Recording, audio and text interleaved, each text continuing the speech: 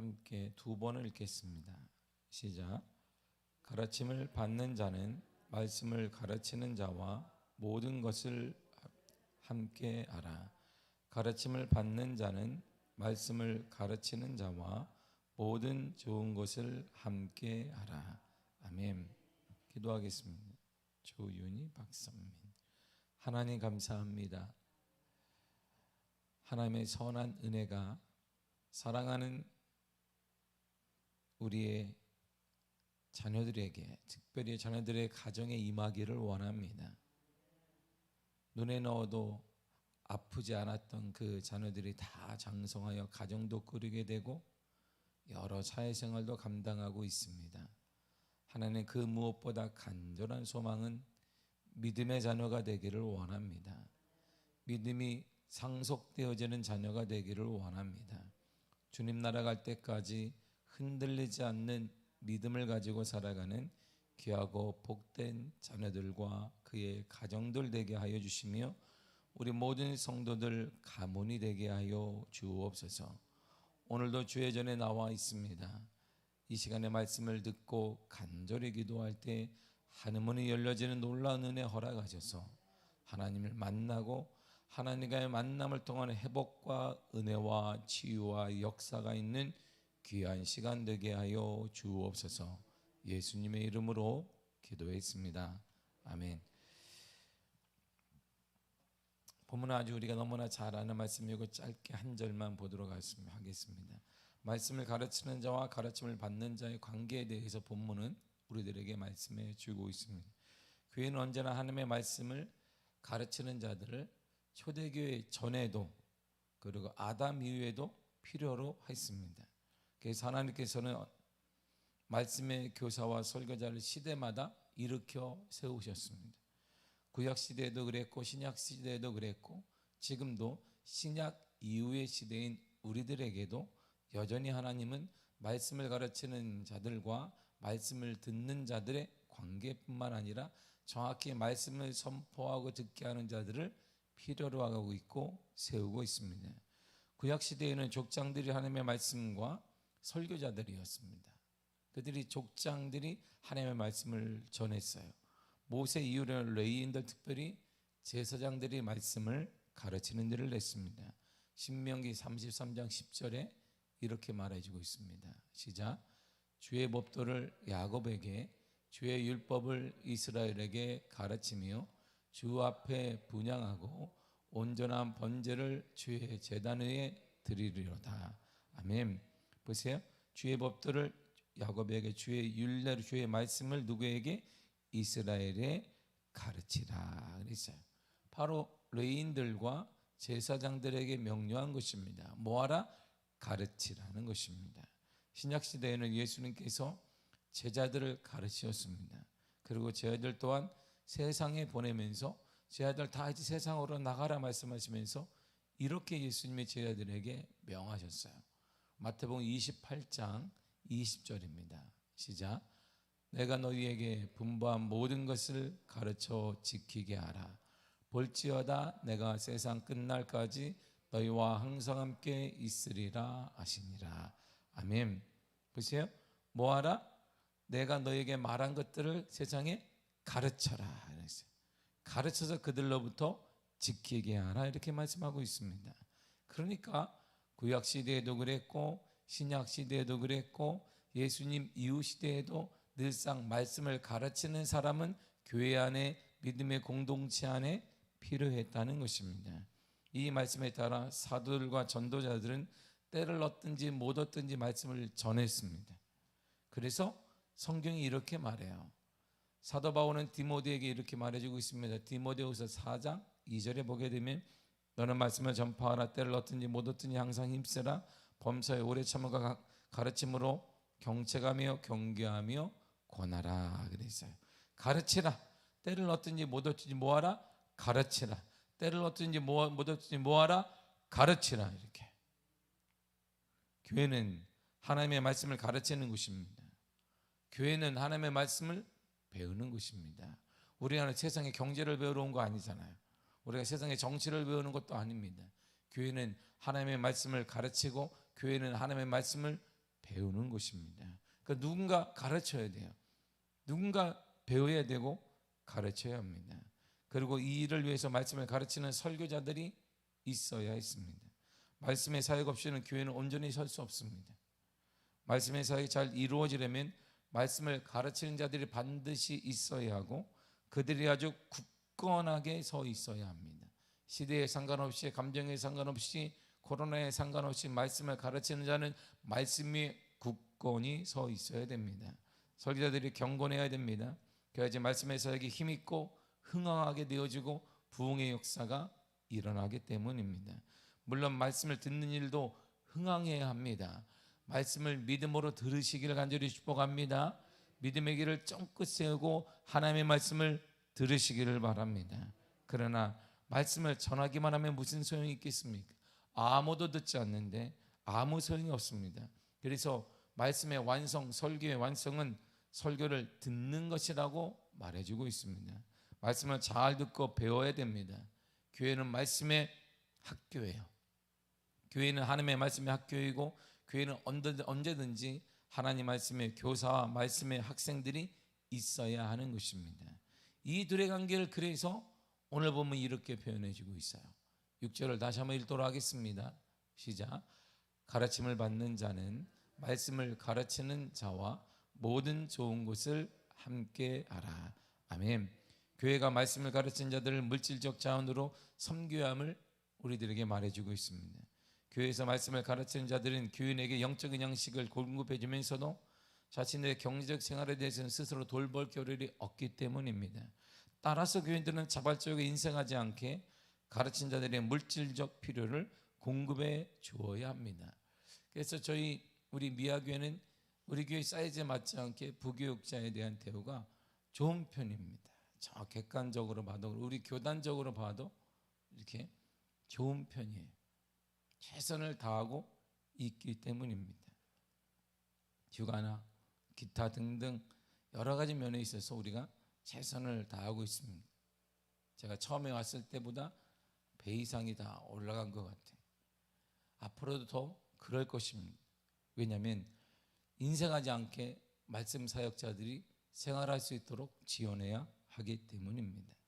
저의 세대까지는 부교육자 하면 배 곰고 그냥 이렇게 하는 것이 당연한 건 줄 알았는데 이게 바로 저의 세대예요. 이제는 그 세대는 끝났습니다. 제가 늘상 스스로 생각하고 많은 목사님들 얘기할 때 그 세대는 끝났다. 그런 사고를 가지고 부교육자를 대하면 안 된다. 나의 세대까지는 끝났어요. 저는 사역할 때 5만 원을 받았습니다. 5만 원이면 생활 자체는 당연히 안 되는 것이. 제가 전사 생활할 때 5만 원을 받고 11조를 띄고 감사원금을 하고 중고등학생들을 데리고 나가서 운동을 하고 아이스크림을 딱 사주면 그 사례가 하나도 없어요. 그게 당연한 건 줄 알았어요. 그래서 배 곱고 거기서 차비가 없으면 학교 실학교까지 신대원을 걸어가고 그리고 그것도 안 되면 신대원에 무조건 가게 되면 점심시간이 되어지게 되면 뭐 먹나 듣다가 오늘은 짜장이나 순댓국이 먹고 싶다 그러면 순댓국 먹으러 가는 친구들 그냥 무조건 쫓아가면 돼요. 그리고 그냥 한마디만 하면 돼요. 여기 곱빼기요 이렇게. 그러면 친구들이 투덜대면서 돈 모아. 그래서 이 형편없는 가장 잘 살지 않는 전사들이 저를 먹이려고 돈을 모아서 해주세요. 그게 저희 시대였어요. 당연한 건 줄 알았습니다. 그때는 요게 우리 시대의 끝이에요. 그런 사고를 가지고 교육자를 대해서는 안 된다 이런 말이죠. 구약으로부터 신약까지 모든 것에 하나님의 말씀을 가르치는 자들이 이렇게 산 적이 없어요. 12지파 중에 11조를 다 냈습니다. 그 11조를 가지고 레위지파와 제사장 지파는 생활했어요. 그러니까 일반보다 높았단 말입니다. 이게 성경적인 내용이에요. 그래서 저는 담임 목사를 하면서 그런 사고를 싹 고쳤어요. 내 시대까지다. 내 시대 이후에는 그렇지 않으리라. 이들이 목회에만 전념할 수 있도록 해준다. 이게 제 삶의 그리고 담임 목사로서의 사고의 중심이 되었습니다. 물론 부교육자들이 어떻게 생각하든 뭐하든 그것을 좋게 생각하든 아니면 그냥 편하게 생각하든 그것은 당신들의 그릇이고 너희들의 그릇이니까 하나님이 있을 것이다 생각을 하게 됩니다. 우리가 이렇게 물질적 필요를 공급하지 못하면 가르치는 자가 자기 삶을 영위할 수 있기 위해서 별도의 일을 하게 됩니다. 말씀을 가르치는 일만 전무할 수가 없게 됩니다. 그것은 교인들을 전적으로 섬기지 못하는 일이 발생하게 됩니다. 지금도 신학에서는 논쟁 중에 있습니다. 뭐냐면 이중직 목회자에 대한 논쟁이 있습니다. 반복되는 것입니다. 얼마 전에도 이중직 목회자에 대한 세미나를 했습니다. 가능해야 된다. 시대가 어렵기 때문에 이중직을 다른 집을 가져야 된다. 그래서 서울시내에는 적지 않게 목회자들이 택시 운전하는 사람들이 대단히 많습니다. 그리고 복음을 전한다고 말합니다. 그런데 제 동기들은 내년이면 2월이면 30년이 되는데 신대원 동기들이 결론을 내린 게 있습니다. 신학대학원 입학한 지가 내년이면 30년째예요.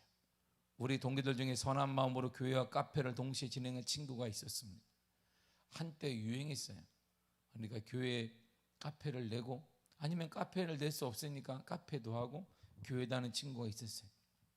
우리 모두가 다 말렸습니다. 아무리 힘들어도 기도해야 한다. 아니다, 괜찮다. 근데 얼마 전에 만났을 때 그 친구가 이랬습니다. 교회를 접어야 될 것 같다. 카페에만 자기가 전념을 품어야 된다. 모든 친구들의 생각이 있으면 그럴 줄 알았다는 거예요. 목회는 하나도 힘든데 목회 하나 하기도 힘든 시대에 카페까지 운영하기 때문에 당연히 더 힘든 목회를 접을 수밖에 없는 거예요. 목회는 힘들어요. 왜냐하면 실질적인 열매가 금세 보이지 않기 때문에. 카페를 하면 하루 우리가 매출이 금방 보이게 되지만 목회는 매출이 보이지 않아요. 끊임없이 투자하고 끊임없이 해도 좀처럼 나오지 않게 됩니다. 그러니까 지쳐서 목회를 관두고 자신은 올해까지만 목회를 관두고 그리고 점점 떨어져요. 모든 관심이 카페에서 오전 7시 오픈해서 10시까지 하기 때문에 어떻게 목회를 하겠어요?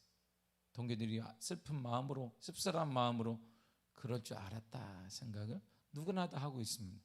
이처럼 목회 하나 감당하기 힘든 시대에서 두 가지 한다는 것은 보통 힘든 일이 아니기 때문에 우리가 예전에 다 유행처럼 끝났어요. 카페 교회, 부흥한 교회 아무것도 없어요. 아무 교회도 없습니다. 이게 우리 한국 교회가 보여주는 거예요. 어쩌면 그들이 말하는 성공했다라는 교회가 있어요. 그건 당신만 잘 사는 거예요. 카페에서 복음학은 전혀 상관없는 일들이 일어나고 있기 때문입니다.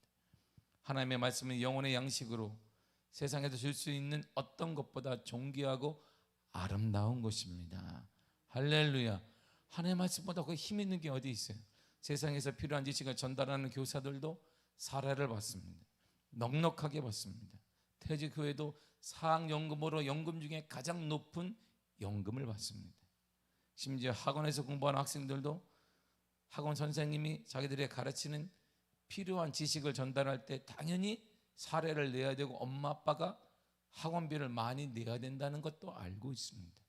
하물며 자신들의 하늘의 신령한 양식을 공급해주는 말씀 사역자들을 함부로 대하는 것은 철저히 하나님 보시기에 옳은 행동이 아니라는 것입니다. 대단히 이기적인 것이고 영적인 몰지각에 불과하다는 것입니다. 따라서 바울은 다른 서신에서도 이렇게 말해주고 있습니다. 고린도전서 9장 11절입니다. 시작. 우리가 너희에게 신령한 것을 뿌렸은지 너희의 육적인 것을 거두기로 과다하겠느냐. 아멘. 내가 신령한 것을 가르쳤는데 육적인 것을 우리 애가 취하는 것을 과다하겠느냐. 과하지 않다라는 것입니다. 육이 암만 좋다 할지라도 영적인 것과 비교할 수 없는데 나는 영적인 것을 심었기 때문에 육적인 내가 필요를 공급받는 것은 과하지 않다라고 사도 바울이 얘기해 주고 있습니다.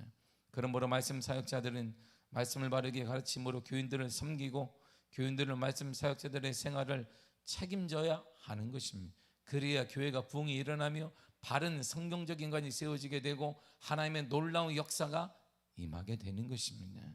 더 나아가 바울은 모든 좋은 것을 함께 하라고 합니다. 이것은 물질적인 것만이 아니라 모든 좋은 것을 함께 하라는 것입니다. 모든 좋은 것에는 물질적이고 현세적인 것도 필요합니다. 우리가 받은 영적인 신령한 것들도 필요하다는 것입니다.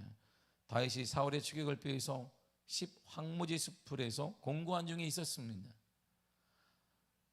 요나단이 무릎을 물쓰고 바울에게 찾아가 그를 신앙으로 격려했습니다. 사무엘상 23장 16절에는 하나님을 힘있게 의지하라 이렇게 얘기했어요. 힘든 다윗을 향해, 그의 아버지 때문에 고생하는 그 다윗을 향해 하나님을 힘있게 의지하라, 포기하지 말아라 그랬습니다. 요나단은 어떤 물질로 그를 섬긴 것이 아닙니다.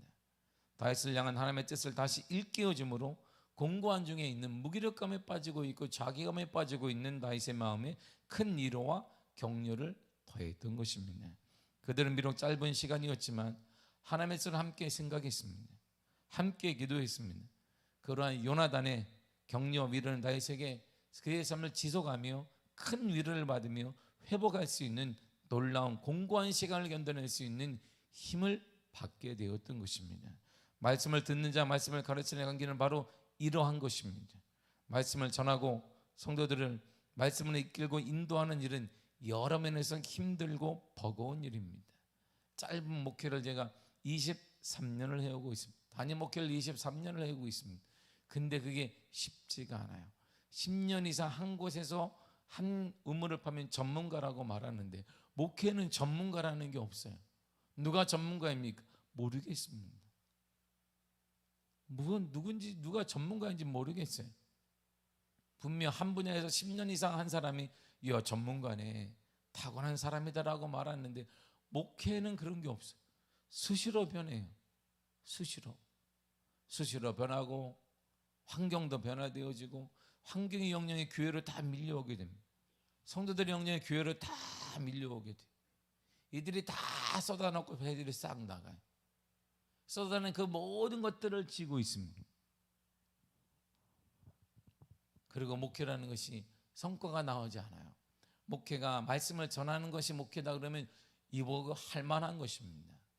말씀만 전해서 자기가 배운 대로 가르치고 기승전결해서 말씀을 전하는 것이 목회라 그러면 이것보다 할 만한 일은 없어요. 근데 목회가 그런 게 아니에요. 목회는 그건 일부분에 불과한 것이고 사람을 만나고 사람과의 관계를 회복시키고 사람과의 관계뿐만 아니라 사람과 하나님과의 관계까지 신경 써야 되고 이 모든 것들을, 그래서 목회를 종합예술이라고 하는데, 그래서 종합예술을 하다가 목회자들의 삶이 단축되는 것입니다. 말씀을 가르친다는 건 단순히 사람들에게 성경을 읽어주는 게 아닙니다. 그 뜻을 지식적으로 설명해 주는 의미가 아니기 때문입니다. 말씀을 가르치는 일은 말씀으로 사람을 이끌고 인도하고 세워가는 일을 하는 것입니다. 그런데 수는 도전이 너무나 많아요. 하나님 말씀대로 세우려고 하면 물질의 도전과 세상의 도전과 모든 도전이 얼마나 많은지 모릅니다. 말씀에 힘이 있다라고 가르치면 막상, 그러나 그 말씀을 가지고 우리 교회 밖을 툭 나가야 돼 힘 있는 게 얼마나 힘 있는 것처럼 보이는 게 얼마나 많은지 모릅니다. 거기에 다 현혹되어지고 그 지치다가 또 오게 되는 일이 반복되어집니다. 이 일은 참으로 한 인간이 감당하기 버거운 일입니다. 바울은 누구보다도 말씀을 가르치는 자들 이런 무거운 짐에 대해서 너무나 잘 알고 있었어요. 왜냐하면 바울이 하나님의 다메섹에서 예수를 만났습니다. 얼마나 기뻤겠어요. 이야, 내가 예수를 만났으니까 막 차오르는 거예요. 예수님을 전해야 된다는 막 이러는 목회적 소명감이 일어났습니다. 그래서 가자마자 다메섹에 가서 예수를 전했습니다. 여러분, 예수를 믿어야 합니다. 예수만이 소망입니다 했더니 크리스천들이 말하기는 이야, 우리를 또 꿰는구나, 우리를 또 속여가지고 우리를 잡으려고 하는구나 등 돌렸습니다. 그리고 유대인들을 향해 예수만이 소망이다 말했더니 유대인들이 말하기를 제가 미쳤구나. 아무도 호응이 없는 거예요. 이 빈 마음을 가지고 그 빈 마음으로 그가 다음에 우리가 아라바로 들어가서 혼자서 홀로 2년간 기도했습니다. 끊임없이 기도해요. 하나님, 제게는 목회자 소명이 있습니다. 하나님 말씀을 전하고 있습니다. 그런데 아무도 듣지 않습니다. 이 일을 어떻게 해결해야 되겠습니까? 그래서 하나님과의 관계가 회복되어지는데 2년 걸렸어요. 2년 후에 그가 나타나서 바나바를 만나게 되고 바나바가 그가 베드로를 소개시켜 주셔서 사도로서 인정을 받아 하나님의 선한 일을 감당하게 되었던 것을 우리는 보게 됩니다. 이처럼 대단히 힘든 사역을 사도 바울 자체가 알고 있어요. 또한 여전히 갈라디아 교회 안에 남아서 가르치는 자들이 얼마나 많은 짐을 지고 있는지도 알고 있습니다. 그들은 사도 바울의 가르침에 따라 오직 의인은 믿음으로 말미암아 살리라, 우리는 믿음으로 살아야 그것을 선포하고 있는데, 그런데 거짓 교사들이 들어와 믿음 좋은데 그러나 율법과 할례가 더 중요하다라고 가르치고 있는 것입니다. 그래서 바울은 이러한 모든 인물을 다 포함해서 모든 성도들을 향해 이렇게 권면하고 있는 것입니다. 6절을 다시 한번 읽겠습니다. 시작. 가르침을 받는 자는 말씀을 가르치는 자와 모든 좋은 것을 함께하라. 아멘. 그래서 우리는 모든 것을 함께 하려고 그래요. 못 빼고 그 하나를 딱 빼려요. 성도들은 얼마나 머리가 좋은지 몰라요. 여러분, 할렐루야. 여러분들은 얼마나 머리가 좋은지 몰라요. 제가 목회를 하면 할수록 우리 성도들이 점점 이게 IQ가 높아지는구나. 그래서 모든 것을 함께 하는데 그 하나를 싹 빼요. 좋은 것은 싹 빼고, 좋은 것 빼고 다 목회자와 함께 하려고 그래. 힘들고 투정 나고 기분 안 좋고 이런 것들을 다 함께 하려고 얼마나 좋은지 몰라요. 그러나 좋은 것들은 싹 빼가지고 자기들만 즐겨요. 그래서 웃음은 언제 웃느냐? 밖에 나가서 웃어요. 밖에서 웃고 교회 안에 들어올 때 인상을 팍 쓰고 와요. 모든 것을 나눠야 되기 때문에.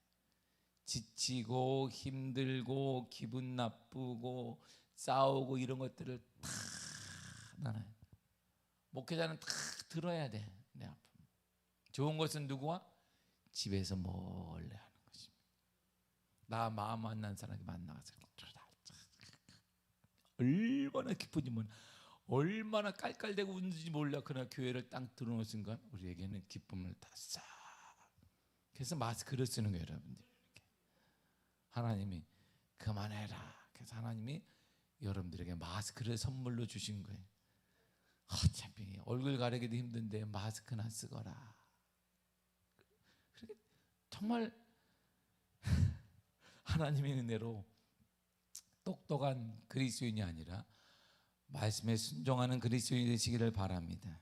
말씀을 가르치는 자들과 모든 좋은 것을 함께하는 것은 복되고 아름다운 일이고, 하나님 말씀대로 순종하는 것이 참다운 복의 근원이기 때문에 말씀이 곧 하나님이 되시고 그 하나님이 바로 예수 그리스도가 되시기 때문에, 예수 그리스도는 길이요 진리요 생명이 되기 때문에 우리가 살아나며 회복되어지며 치유되며 하나님의 깊은 은혜를 이 어두운 시대 가운데도 경험하기 위해서는 하나님의 말씀을 깊이 묵상하여 가르침을 가르치는 자와 받는 여러분들이 모든 좋은 것을 함께하는, 서로 위로하며 기도하며 물질적 후원하는 여러 가지 모든 활동을 함께 공유하는 복된 은혜가 여러분 삶 가운데 나타나게 되기를 간절히 축복합니다. 기도하겠습니다. 하나님 감사합니다.